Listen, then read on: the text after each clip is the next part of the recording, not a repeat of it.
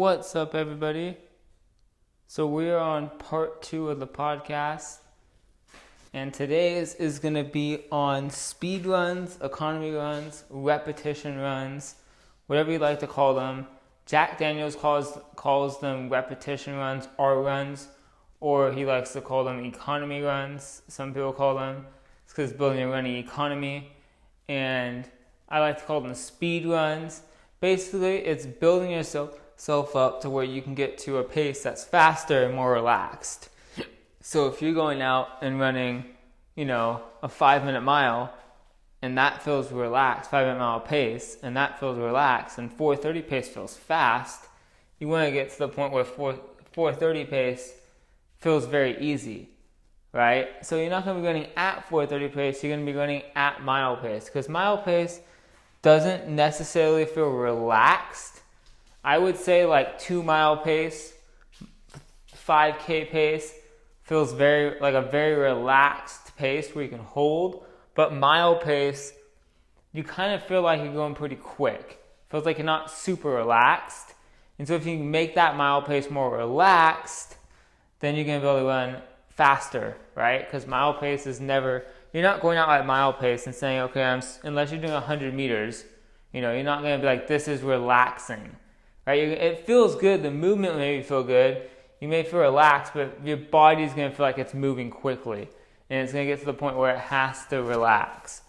So let's just go over all this. This is number 2 in the series. I'm doing 4 types of training. I just did easy running. Now I'm doing the second type because it's the second most important, and I'll explain why in this. And then we go over to the third type and the fourth. So obviously, this is the second type most important because you're going to be doing this the second most out of any type of training. Let's define what speed runs are. So speed runs is what I call them because I like to call them that because you're working on your speed. Because a lot of people want to work on their kick. They say, hey, how do I get a faster kick at the end of my races? And it's just a faster kick is either you're starting out slow and sprinting the end, or you have a lot of guts and grit and you can actually kick at the end, or you just have a lot of speed. So if you're someone who can run a 400 meters in 50 seconds and your mile time is a 5-minute mile, and then if you're someone running a 60-second 400 meters and you're running a 5-minute mile, whoever has that 50-second 400 is going to have a faster kick because they have a faster sprint speed, right? But that person that has that faster sprint speed is going to be a naturally faster miler, right? So someone can run 50 seconds in a 400 meters. I doubt their mile time is going to be a 5-minute mile unless they have zero endurance. I doubt it. Like I know for a fact one of the kids that ran when I ran at the rival school near me was running a 49.35 and 49.35 in the 400, and he ran the 800, and he came out and ran like 206, 208 without even training for it. Right, I was running 218 and I was training for it. So I know that if he's running 208 in the 800, you could have thrown him in there in that 1600 and he probably would have ran like a 445. Right? He's not a miler, but he could have probably ran a 445 or even like a 450, right? And that's slow for how fast his 400 meter time is, but he could definitely run a faster time than me or a faster time than 5 minutes, right? So it's just to say that he would have had a good kick. Like if he's running that 450 and someone else is running a 450 that has like a 58-second 400 meters, he's going to outkick that guy in the end. Like he's going to have the extra energy to outkick that guy because he has that speed. So that's usually that's how you have a good kick, and endurance. So you have to have a lot of endurance to be able to hold it at the end of that race, right? So what are speed runs? Speed runs are done at mile pace mainly. For almost every single person, it's going to be done at mile pace. Unless your main race is the 800 meters, then you do the 800 meter pace. But if your main race is the 1500, 1600, and anything above that all the way to marathon, it's all going to be done at mile pace to work on your speed. You're going to be doing 200 meters, upwards of 800 meters, and you're going to be doing 200 meters to 800 meter recovery jogs, and you're going to be doing a 1 upwards of 8-minute resting. So if you're going to do a 200 meter at mile pace, you're going to do it at mile pace, not faster, at your current mile pace. So if your current mile is a 5:30 mile and your fastest mile is 4:50, you're doing them at 5:30 pace, at current mile pace. And then you're going to do a 200-meter recovery jog. And what I usually say is whatever time you ran on that, do double that on the recovery jog. Usually, right? If you're running 30 seconds, you do 60 seconds. If you're doing 37.5, you're going to do 115, right? Usually do double what you're doing on the recovery jog. At least double or more. Not less, but or more, I would say. Then you're going to do, if it's a 200, you're going to do a 1 minute rest to a 2 minute rest. And if it's a 400, you're going to do a 2 to 4 minute rest. If it's a 600, you're going to do a 3 to 6 minute rest. And if it's an 800, you're not going to do any rest, because an 800, you would only do an 800 and that's it. You wouldn't do 2 800s in a training session. I'd only have you do 1 800 no matter how great of shape you're in.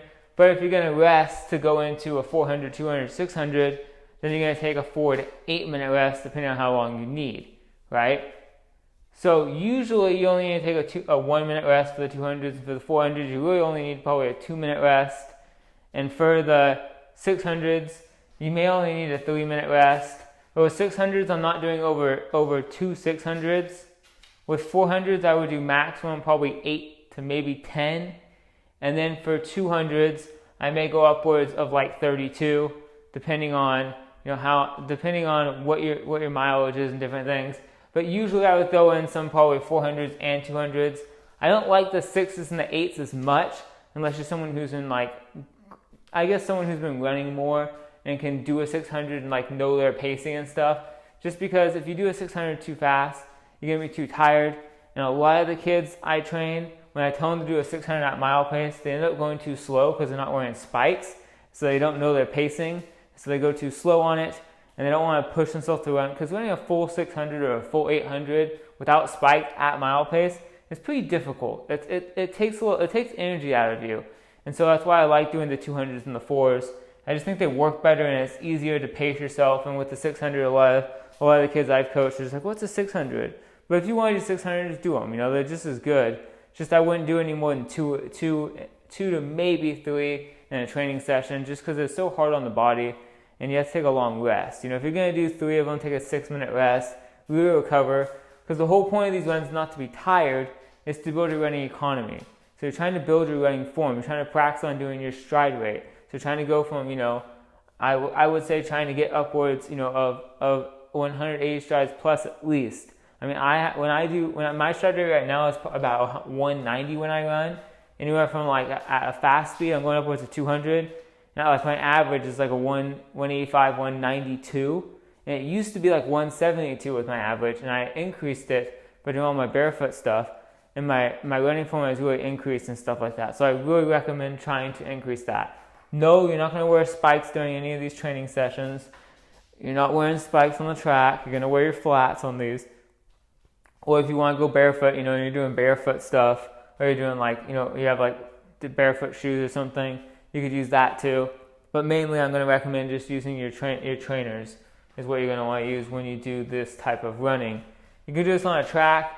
You could do this outside a track. Instead of 200 meters, it's going to be 0.12, 0.13 in between there. So go 0.12 and then a little bit further.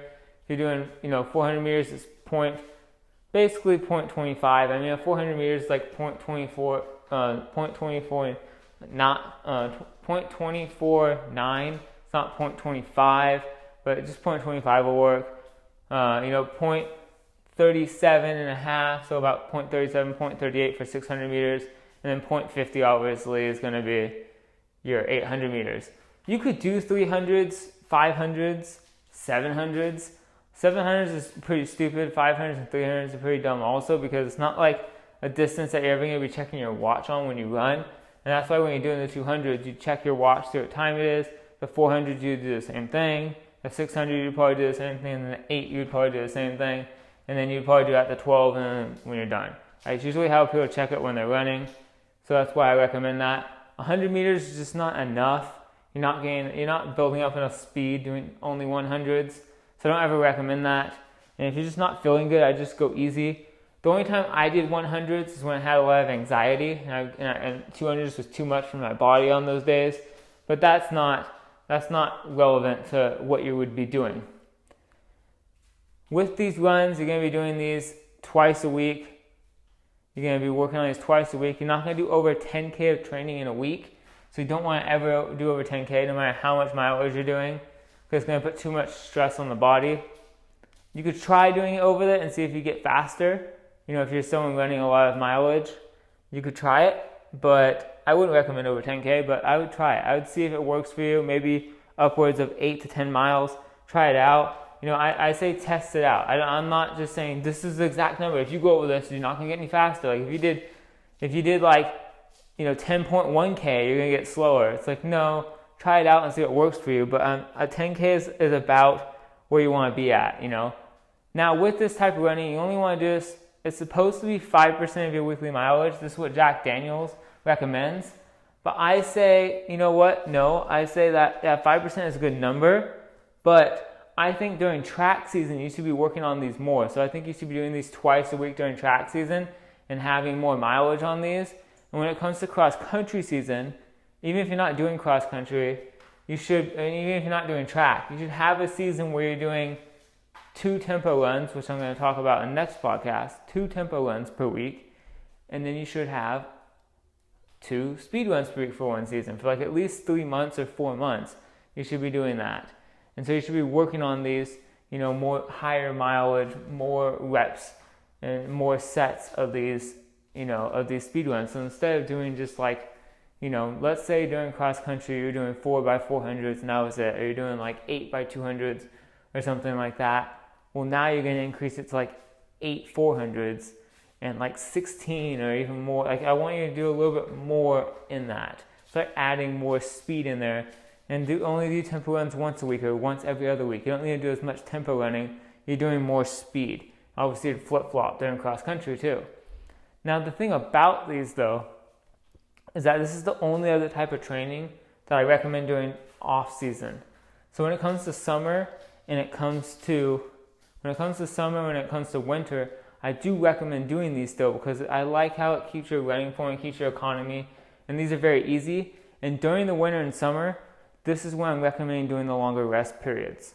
So during the winter and summer, I'm recommending going to the maximum rest period. So for the 400s, take that 4-minute rest. For the 200s, take that 2-minute rest. So you're really recovering your body. And what I found through having anxiety, at least, is that I had to take longer recoveries. Sometimes with the 200s, I would take up to 3 minutes. For the 400s, I've taken up to 5 minutes before for a 400 because my anxiety had to kind of calm down a little bit when I would do these.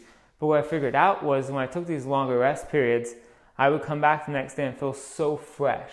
I would never wake up injured and feel sore from doing these runs.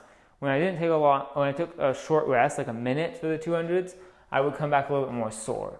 And so what I would say is, if you're someone who gets sore easily, especially during the summer and winter times, take that longer rest.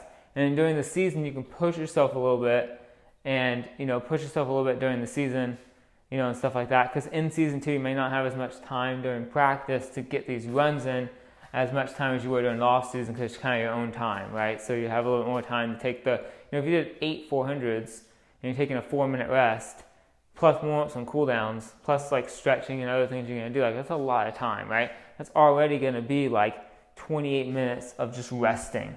So it's a long time. But if you took 2 minutes, then you're only taking 14 minutes of rest. So you're taking half that. So it's a little bit faster. And you don't want to do as much, right? I say during the off season, do one day where you're doing that 5% and have another day where you're doing 2.5%. So if you're going to, during the off season, you're going to be doing, your 50 miles in a week, you're going to do, 50 miles in a week where you want to do, 2.5 miles one day of speed running and then maybe a mile and a quarter one day, right? That's about what you would do during the week, and then never go over, obviously I say never go over 10K, but I recommend don't going over about 10K in a week of this type of training. You're really, like I said, you're really working on your speed to be able to have your running economy relaxed. So when you're doing this, focus on your arm, making good arm swing. If you want videos on this, go to my Runner's Motivation channel called Runner's Motivation. If you can't find it, type in Runner's Motivation. Hit the button search instead for Runner's Motivation with no spaces. It will pop up. I have a video on there, running form. and you can watch my arm swing. I have videos on arm swing also, how to have proper arm swing. So make sure your arm swing is good. Make sure your chest is up and everything, and you're not leaning super forward. You're not swinging side to side. You're making sure that your legs are running properly, so you're having that 180 strides plus per minute. You're landing your feet properly on the ground. You're not too much on your toes. You're not landing heel toe. You're not stomping up and down really hard. You're not bouncing off the ground super up and down. You're having proper running form, right? And once you have this proper running form and you're really smooth and your breathing is very smooth, right? Practice on some breathing. Look up some breathing techniques for running, Maybe you want to breathe through your nose. Maybe you breathe through your mouth. Maybe you, when you're doing it, maybe you breathe in, you do a 3-2. Maybe you do a 2-2. Maybe you do a 1. Maybe you do a 2-1. So you breathe in 2, out 1. You breathe in 2, out 1. Or you breathe in 1, breathe out 2. I don't know. Figure out, your breathing. I'm not an expert on the breathing aspect of running. I always do a 2-2. So I do 2 in, 2 out, and that usually works best for most people. So you can do that. And most of the time, you'll probably be doing that naturally. So you don't have to worry too much about it, right? If you want to breathe in through your nose, I know lots of breath experts that talk about breathing through your nose is actually beneficial. I know other people that say breathing through your mouth is beneficial for running. I don't know, You could look at whoever, right? You could look at whoever and figure it out. Obviously, you could probably still be fast breathing both ways. I'm not going to, one of my athletes always breathed through his nose. I tried to get him to breathe through his mouth, but honestly, I didn't really care. I was like, if you breathe through your nose, fine, that's fine. You're good, right? You're doing good. So try those things out, practice on this, and then once you get faster at it, you can go from there. Now, you can take time off on this too. So if you've been doing this all season long, and you just want to take like 4 weeks of just easy running, I just don't want to do any speed work. My legs don't feel fresh anymore. I feel tired, like from track season, coming to the summertime. And the first month, you just want to go easy. That's fine, do it. But just, make sure that you're not being lazy, and that when you do it, you're not losing all your running economy. If you trained for let's say you did a cross country season, you ran a little bit over the winter, you ran track, and then this summer you're like, okay, I want to take this off now.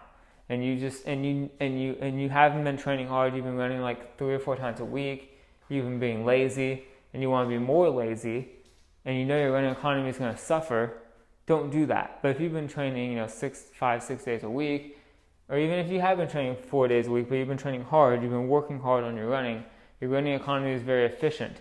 And taking off these 3 or 4 weeks won't be so detrimental to your running economy. It's just a little rest you need to get yourself back mentally and get yourself back being able to run these fast times. Do it, right? It's fine. Don't hurt yourself about taking extra time off if you need to. It's just working on this, working on speed and working on your running economy. You can get that back quickly. That stuff's easy. I didn't run for literally 2 years, I'm telling you. So in 2018, I went from 2014 to 2018. I did a good amount of speed stuff. From 2016 to 2018, I did a good amount of speed work. I love doing speed stuff. I did a lot of 200s, 400s, and a lot of 100s, right? I did a lot of stuff. My running form was perfect. I had really good running form for a while, right? I had pretty good running form. I could have been better. 2018, I got injured, my ankle injury. And I didn't run from 2018 of April 24, 2018. I didn't do over a single mile. So I hadn't ran more than probably a quarter mile. I think it was the most I ran. It was about a quarter mile from 2018 all the way until 2020 of February/March. So I hadn't ran over a single quarter mile. For over almost 2 full years, I hadn't ran over, right? I go out and run maybe 2 or 3 runs, and on probably the 5th run I did, I'm wearing my barefoot sandals, keep in mind, because I've been walking barefoot for a long time. I had no actual running shoes. I had been wearing barefoot sandals, and my running form is better than it has ever been. And I've ran probably 15 times since about February 15th. I've ran about 15 times since then, maybe more. And my running form is better than it's ever been. mainly because of the barefoot stuff, but also as I didn't lose my running form. After so many times, after getting back into it and my legs getting back into shape, and my legs not feeling heavy anymore, my running form just came back to me naturally, right? I did run back and forth to my car or different places like that, obviously during this whole time. I did not run at all. I ran probably almost, I probably ran once every day or something, just from something. I ran to get something in my backyard or whatever. I did something like small, but not anything that's going to keep my running form up, right? I didn't go and do 400 meter repeats or anything. But when I started doing these, the first couple times it felt a little weird. My running form felt a little off. It felt heavy. But after a couple times running, I started feeling lighter. And honestly, my running form felt better because my stride rate went from going from 172, 176 strides per minute upwards of, like I said, I'm averaging probably over 190 right now. I'm averaging like about 180, 180 at lowest, all the way upwards of 190. Even at points I was averaging like 205. So I was averaging 206, 205. I was averaging a lot of stride rates per minute. My stride felt better. I was landing more properly on my feet. And I've only worked on this maybe like 5 to 10 times since I came back from running. And I said it's felt better than ever. So you won't lose that quickly. The things you're going to lose quickly if you stop running, like if you stop completely running at all, is your heart rate, right? Your heart's going to feel weird. You're going to lose heart rate and you're going to lose like a little bit of fitness. But muscle memory, you won't lose quickly. That takes a long time to lose muscle in your muscle memory. The cardiovascular system and like your overall fitness, you'll lose that. Your heart rate, obviously, it'll feel weird going back into it with your heart rate spiking faster than normal and all that stuff. But that comes back quickly also. The thing that you won't lose quickly is like your knowledge, like the way you run. I ran so many miles that my body is just naturally. I could take off 10 years of running and get back into running. My running form is just gonna boom. It's gonna be the same. My body's gonna land the same. My body, it's just it's the machine. My body's just a machine now. It just lands somewhere, some way, and that's it. It's like deadlifting. I've deadlifted so much in my lifetime. Or push-ups. I've done so many push-ups in my lifetime that if you told me to do a push-up 10 years from now, I'm doing the same push-up. Like, it may not be as easy if I don't do them, obviously, if I don't run at all. It's not gonna be as easy. I may not be able to run as fast or, run as good, but my form's going to be the same. It's going to bam, bam, bam, right? Especially if I'm weighing the same weight. Bam, my form's just the same. And that's the thing is I haven't gained any weight, like maybe 2 pounds, 3 pounds since I stopped running. I haven't gained any weight. I think I was sitting at like 138.6, and now I'm sitting at like 140 to 142. Like I haven't gained much weight. I gained a couple pounds. Like that's just from me not running. Like literally I've gained the weight of just not exercising as much. Cool, So that's helped me with that. So you will have good running form. Practice on this and work on this. Now, do I ever recommend going faster than mile pace? Like I said, I recommend it if you're an 800 meter runner to go at 800 meter pace. Because why would you go at mile pace? You're an 800 meter runner. That's your main race. But I'm never recommending going like sprint speed. Like when I talk about doing kick and you want to run a fast kick and you want to run all out mile pace, right? Not all out mile pace, all out 100 meter pace. You want to do sprints. Like I've done that before and I've worked on that a lot. And honestly, if you're someone who is not built to be fast, if you're not someone who has actual sprint speed, then you're not going to be a sprinter. You're not going to be doing sprint races. You're not going to be working on that sprint stuff. And if you are fast and you are a sprinter, you'll be working on sprint things. So if you're a miler and you're running like a 520 mile and you're complaining about not having sprint speed, not being able to kick, there's 2 options you have. One is you accept that you're not a sprinter, you're not fast, you're not a miler, you're not going to be a great miler, and that your main race is probably going to be a marathon or a half marathon or a 10K or something with a lot more endurance. Like I accepted, and I realized that. Or you can try and see maybe if you have a little bit more speed and you haven't worked on it, and instead of doing the 2 mile, or even if you are doing the 2 mile, throw in some 400s. I'm always recommending my athletes to do 400 meters. I'm always recommending them do 400 meters for speed and taking out the 800 meters and actually running some 4s, saying, hey, you know what, I'm not going to run the 8, I'm going to start running some 400s. I'm going to run the 400 for this race and the 4x4 for this race. Even if it's a 400 after your 2 mile, you do a 4x4. Cool. you're still going to run a fast time. Like it's a 400. You're going to run quick, you know? An 800, I feel like it's still fast, and you are building speed from it. But I know for a fact that if I would have cut out the 800, or at least if I would have ran a 400, the 4x4 a couple times in high school, I would have had a faster mile time. I know for a fact I would have, or at least I would have had definitely a faster 800 meter time, because I would have had more kick. That 400 is going to build my kick for my 800, my mile, my 2 mile, all those different things. And I wish I would have done some 400s. I never ran a single 400 or 4x4 as a race. I wish I would have in high school. Obviously in college I was not even fast enough at all, but I wish I would have done it. Tried to break 60 seconds. I never broke 60 seconds. I could have. I wish I would have done it. I would have gotten a lot faster. But I did have an athlete last year where she ran 400s. So I had an athlete, and she ran, as a freshman, she ran the mile, the 4x4, and the 800 meters. She ran a 452 mile, 542 mile, 452, 542 mile as a freshman. She ran an 800 meters of 235, I think it was. If I'm not mistaken, it was 235. And then she goes and runs the 4x4. I don't remember getting her 4x4 splits. I think her 4x4 split that year was 111. I could be wrong. It was 110, 111. I know it wasn't faster than that. Maybe it might have been 109. It could have been 109, but I don't think so. I don't know. I don't really know, but also don't think it was that fast. But like I said, I could be totally wrong. Let's see. I'm looking at her times right now. So as a freshman, she ran, 2:33 was her 800 meter time. 2:33. She had a mile time of 5:42. And they did a relay on the 4x4. They did a relay of 4:36. So she probably ran somewhere around that 111 range, right? Maybe a little bit faster. So she didn't have a super fast 400, but she had a decent one. But her mile time was her fastest mile time she had ever ran, right? Well, when she comes to her sophomore year, she runs the 2 mile in 12:32, and she runs the mile in 5:50. So she didn't have a great mile time compared to her last year, and the 800 got slower. It was 2:41, you know. And then we come to her junior year, and she runs the mile in 5:48.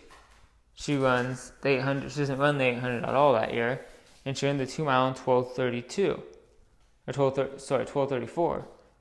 And so I was like, well, you know, she's not running. She ran like one 4x4 on each of those seasons, but they weren't even really like, you know, it wasn't much.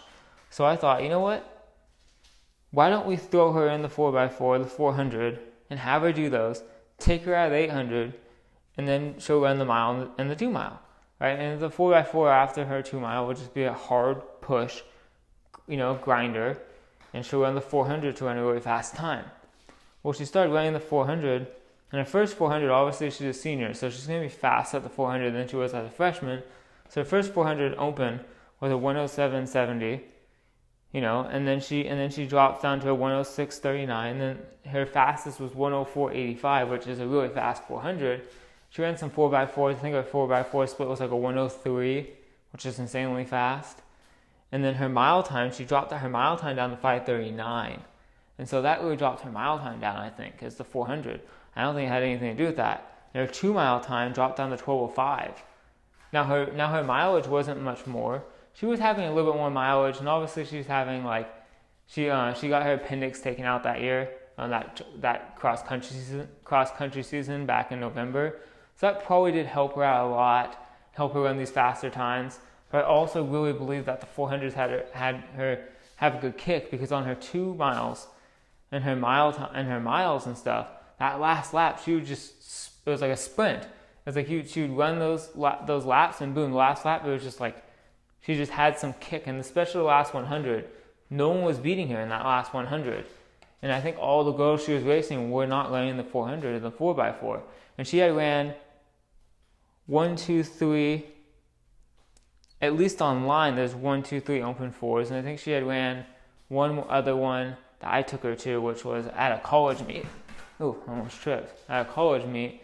And then she also did another one, I think a couple other ones. And then she did 1, 2, 3, 4, 5, 6, 7, 8, 9, 10, 11 4x4s, right? So she's running like 15, let's say 15 400s that season, compared to like 2 or 3 or 4 or 6. I think she ran 1 and 1 her junior and sophomore year, and then she ran like probably like 6 her freshman year.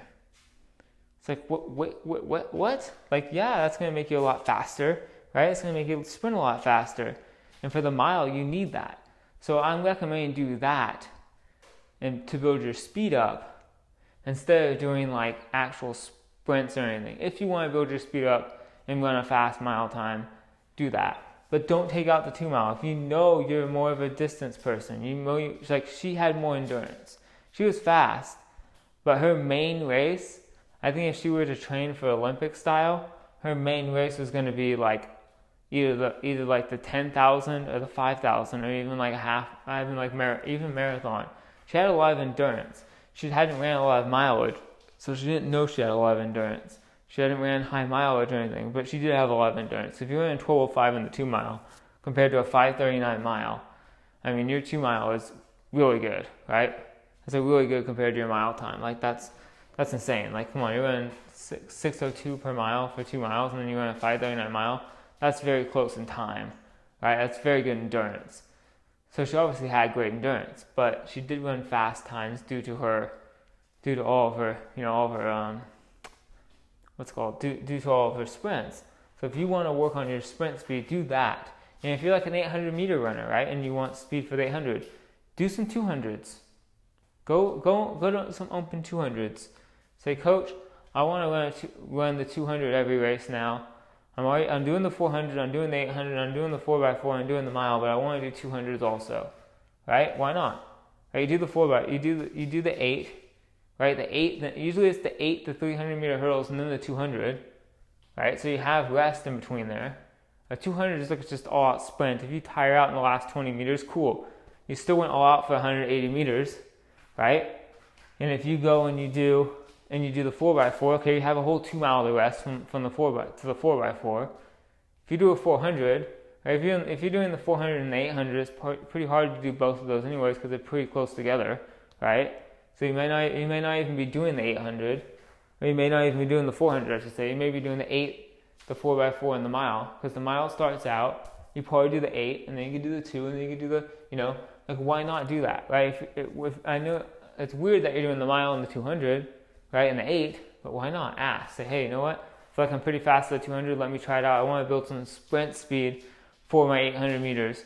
I want to do the 200. Even the 100, I would say like the 100 would be a little too much, but maybe do it, because like I said, for her 2 mile, the 400 helped for her 2 mile, So doing the 800 and doing the 100, 200 may help you too. Just ask. Just try to do it. And if you're pretty good at it, your coaches might throw you in there. If they're not going to let you do that, right? They say, hey, we're not going to let you do that. Then maybe what you can do is once everything's done, once the meet's done, do your own 200. Do your own 200 right at the end of the meet. Say, okay, the meet's done. I'm going to warm up again, and I'm going to do my own 200 really quickly. I'm going to do my own 200 meter sprint and time yourself or whatever, or just do it and get your speed up. I like it. I like doing some races like that are going to build you some speed so you can get in there. But mainly we're working on mile-paced running with these economy runs. So mainly you're trying to work on your mile-paced stuff. Doing the sprint stuff is good, but if you're like a 5K runner, a 10K runner, a half marathoner, a marathoner, those type of things, the mile-paced stuff is totally fast enough. I mean, that's going to build you tons of speed right there. I mean, if you run at mile pace compared to your marathon or half marathon, any other pace, even your 5K, like your 5K is going to be at least 30 seconds per mile slower than your mile pace. And for me, it was about 50 seconds slower per mile than my mile pace. And if you go 10K, it's going to be, it's probably going to be 40 seconds to a minute. Maybe like downwards of 30, but that's going to be like Olympic status, right? So you're going to be running like, slower. So that always is going to work on your speed. It's just when you're doing the mile itself or the 800 meters itself, it's when you want to do those extra little races to build your speed up. You obviously want to have the endurance too. You want to build your endurance up too, which we'll be going over in the next video. But when it comes to track season, doing those extra sprint races, they're just going to help out. And I've just seen it in so many athletes that when they do those sprint races, that their mile time just drops. All their time, their mile time, their 2 mile time, all their races drop because they're having that extra speed. And most of the time, their bodies are built for super endurance, like my body. My body was built to have super endurance, but not speed. And having that extra kick is always helpful. And if they're not going to be running, 50, 60 miles a week because they just won't train for that because they're lazy or they don't have the time to do it, then doing the extra sprint stuff isn't going to hurt. Because you can't go do 5Ks, 10Ks during track. You're not doing extra endurance training during track season. That's just not happening. So you might as well work on the speed and work on a weakness they already have and build that up, right? Because most of them are going to have that weakness of speed. So this is training number 2. Again, you can call these speed runs, economy runs, repetition runs. There's different names for them. I call them speed runs because obviously we're working on your speed and you're running economy. Hope you guys enjoyed this. I will post number 3 coming out tomorrow. I'm going to try to post every day. So number 3 will come out tomorrow, which is going to be on tempo runs, or some people like Jack Daniels calls them lactate threshold runs to work on your lactate threshold. I'll be doing that one also. And then the 4th one will be on interval runs, your VO2 max runs.